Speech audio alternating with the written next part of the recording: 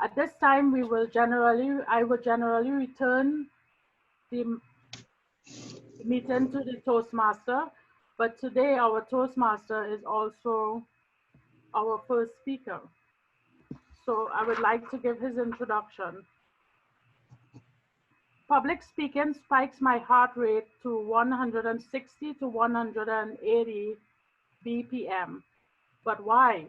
I have signed up for speaker table topics and as an evaluator in the last three meetings just to dissect what was going on with me. And this is what I found. Hello, my name is Avi and I am a senior manager in tech. I love to introspect, innovate, and eliminate ideas. My speech today is about all kind of fear I had when started my Toastmasters journey. Please help me welcome speaker number one, Avi Chowdhury.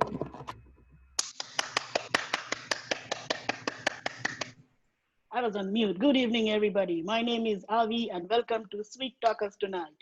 I will be the host here, and we will be going through a lot of things tonight. But first, let's talk something obvious. Toastmaster speech. Is it scary? Yes. Is it fun? Oh, yeah. Then why is it scary? Well, to me, I always had few things in mind. Why is Toastmaster speech so scary? We always go for a couple of speaking roles as a speaker, as Toastmaster, sorry, table topics, and as evaluator. But for every role, we have something going on in my mind. Before we get into that, let me tell you why we chose this topic. Today, with this speech, I will be completing all of my pathways. Thank God. My fifth pathway, I'll be done with that. And so this would be the right opportunity to go back and think why on my first speaker role, my first table topics role, my first evaluator role, I was scared. There were few things that was going on in my mind. And role by role, I want to talk about it. Three roles, as I said earlier: speaker, table topics, and evaluator. And I want to go one by one from here. And again, I want to tell you, this is my feeling. This is what was going on in back of my mind. So it might not be relevant to you. As a speaker, I always thought I should be preparing so much that my delivery should be flawless. I should be making sure all of my audience are happy with whatever I'm talking about. Back in my mind, I had two things that was going on. Number one, what will everybody think of me if I make a mistake? If I say something that is grammatically wrong, if my hand gestures are not coming out correct, or worst case, if I just lose myself. That was fear number one, every day. Fear number two, which is common: what if I forget my speech? It's very common that you prepare something for 5 to 7 minutes, but you clearly forget your speech. Happened to me. What is the fix? It's a very simple fix that I use as a trick. Throw out a question to your audience, something that the audience might be talking about for next 30 seconds. You don't have to listen to that 30 seconds what they're responding back. Get yourself back. Look up, down, think where you left, how you can get back to your speech. That is something I tried for some time. And right now, even when I do some mistakes, I throw out a question to the audience. So, how was the coffee this morning? People responding, oh, it was very good. I'm not thinking about the coffee. I'm thinking, oh boy, I missed my speech. Now what to do? So think how I can get back. Secondly, now let's go to table topics. And this is where I stumble upon every single time. Table topics is something that we do in real life. In my last Sweet Talkers meeting, I was talking about how we enter into an elevator, we see the CEO or the business prospect, we have so much in our mind, we get only 2 minutes to convince that person. Same with Toastmaster table topics. We have 1 to 2 minutes to convey our idea.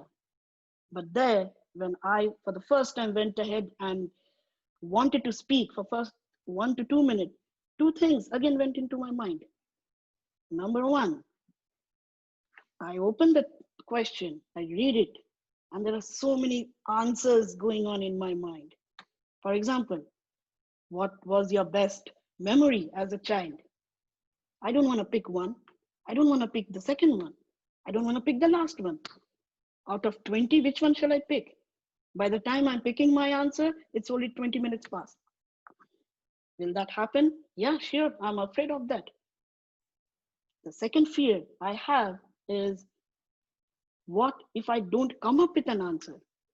Meaning, I'm a guy who is like a few words. Hey, how you doing? Fine. How was your day? It was good. Now, how do I stretch a question to 1 minute? That is my biggest fear. Something that I learned, and this is a fix that I do. Make up a story. Sometimes you really don't need to pick up the best moment from your life or the target that you want to achieve in your life. Somebody gave me a question last week. What is your biggest achievement? My answer, I climbed the Mount Everest. Did I do it? No. But what did I say? When I was climbing the Mount Everest, halfway through the journey, I found a Starbucks and their coffee was not cold. People were like, okay. And that I saw, like, I grabbed attention from everybody. You won't find a Starbucks and it will never be warm there. But then I spoke about the coffee for 2 minutes and I just made up my time. Clever answer, go for it. You will succeed. Number 3, as an evaluator. Now, this is a tricky one. Why, as an evaluator, things can go wrong as a speaker? And in back of my mind, I have again 2 things. Number 1, am I qualified enough to evaluate anyone? It's always one question that comes to my mind.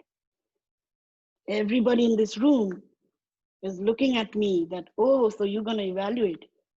Yeah, I am going to evaluate. That's my number 1 fear. Is it legit? Maybe, maybe not. But I really have that fear. The second fear I get, and this is the most important one, and believe me, this is a live example I'm going to give. The speaker is a star. I am not a star, but I have to evaluate. Current example, I'm speaking right now. Sharla is going to evaluate me. Everybody knows she is the superstar in District 56. Now, what if the tables turned around? I have to evaluate her. Impossible. I cannot do that. I'll have something in my mind. Why? What's going on? How can I do this? But then let me tell you one thing. In this Toastmaster room, everybody who's sitting here, or even superstars like Sharla, they all want one thing from you: to grow, to enhance your skill. And they really want to be there to push you there. Believe me, when you walk in as an evaluator, don't assume that people are going to evaluate you. People are there to support you. With time, I have gone through 3 particular tips, and I want to share with you. Few things that always get into our mind. Number 1, let me tell you, this is an example again.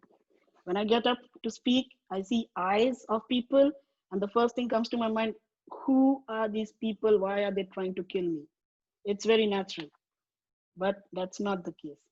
Now, if you really have that fear in you, remember a few tricks here, and these are the 3 tips I'm going to give you. Everyone here, most of us are having a smartphone. Record your speech, maybe for 3 minutes, maybe for 5 minutes, or even for table topics. Record your speech, listen to it multiple times. What are you going to get? Your own vocal variety. You are the person evaluating yourself. Believe me, after 5 or 6 attempts, you will know where you're going wrong and how you can perfect yourself. Work with me. I'm still not there yet, but someday I will. Second tip, go and talk to yourself in front of a mirror. It is one of the most toughest thing that I have. That when I'm talking to myself in a mirror, I see my eyes and I lose completely. But as you keep on repeating it, you know where you can go wrong. And third, this is something really important. I try to do it myself. What is the difference between me and the Hollywood star who enters a room? Confidence. They know when they are entering a room, they are the star. People love them. People want to see them. And they can make any number of mistakes. They can talk about anything. Nobody's going to feel bad. I try to implement that for myself. When I walk into a room, I want to be a star. I want to feel like a star. If I want to make a mistake, people will make it a trend. That will help you. Now, practice these in your daily life, these 3 tips, and you will be very comfortable, energized to be talking in public. And before I want to close here, let me tell you a few lessons learned, and this is from my fellow Toastmasters. Now that you're very good in speaking, very comfortable with talking in public, you might be very easygoing and you can be speaking everything. That doesn't mean you have to speak everything. You know why? Words matter. Words are power. Words are your power. Use it to mend. Use it to love. And use it for good. Thank you. Back to you, Madam Chandali Balwete.